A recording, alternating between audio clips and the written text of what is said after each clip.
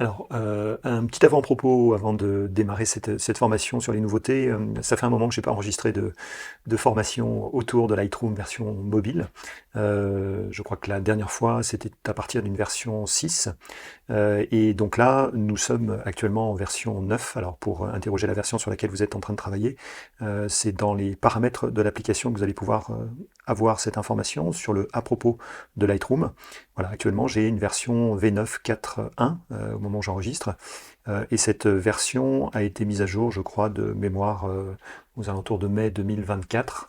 En août 2024, vous avez une mise à jour également poussée par Adobe, mais qui n'a finalement été intégré que dans Lightroom classique, donc la version desktop, la version poste de travail. Voilà, donc c'est à partir de cette version-là que nous allons mener ce descriptif autour des principales nouveautés. Alors je remonterai jusqu'à octobre 2022 du coup sur les thématiques employées.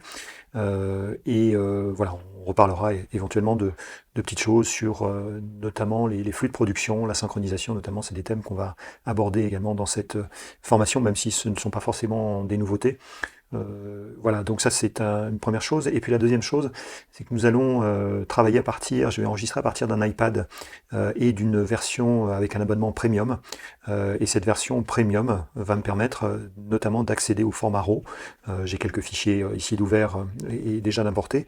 Et si je vais sur le petit i d'information que l'on a en bas à droite, eh bien ça me montre que ce fichier qui porte l'extension RW2 est issu en fait d'un boîtier Panasonic plein format, le DC-S5, avec ici une information qui remonte sur l'objectif qui était monté lors de la prise de vue. On était sur une focale de 24 mm avec une optique 24-105 f4, une taille de fichier de 6000 par 4000, et ensuite on a la vitesse, on a ensuite l'ouverture et l'ISO également qui était réglé sur cet appareil au moment de la prise de vue. Voilà, donc cette version premium permet d'accéder à ça. Il y a une version gratuite, bien entendu, de Lightroom mobile, mais elle n'intègre pas justement, elle n'intègre que des formats standards type JPEG, mais pas les formats RAW. Il est important aussi que vous mettiez à jour assez régulièrement votre Lightroom mobile. Alors c'est vrai que ça fait appel à des abonnements à chaque fois, mais quoique sur la version sans abonnement, clairement vous pouvez mettre à jour.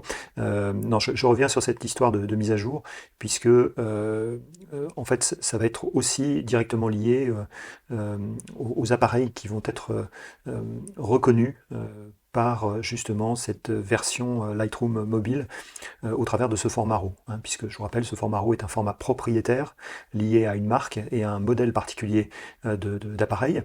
Donc si votre application n'est pas mise à jour, il se peut que cet appareil et les fichiers qu'il génère, ces fichiers RAW, ne soient pas reconnus par cette application. Voilà, donc un petit avant-propos pour présenter cette formation. Bien, on va démarrer par le premier thème, qui est un thème important, majeur, qui est l'arrivée de l'IA générative à l'intérieur de Lightroom mobile.